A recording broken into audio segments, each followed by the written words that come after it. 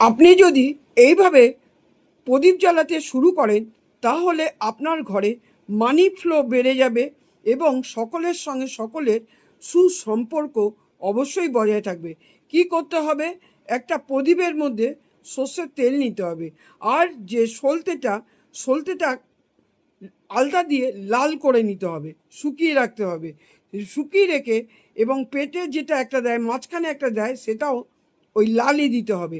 প্রদীপের মধ্যে তেল দিয়ে সলতে দিয়ে তারপরে আপনি সন্ধেবেলায় যেই প্রদীপটা জ্বালাবেন, সেই প্রদীপটা জ্বালাবেন যখন, তখন প্রদীপটা জ্বালিয়ে নিয়ে তার উপরে কি করবেন, কয়েকটা দানা আপনি চিনি দিয়ে দেবেন এবং মৌরি দেবেন, আর একটু হলুদ ওর মধ্যে দিয়ে দেবেন। এর ফলে কি হবে, আপনার শুক্র বলবান হবে। আপনাদের ঘরে প্রত্যেকেরই শুক্র বলবান হবে, এটা হচ্ছে রেমেডি।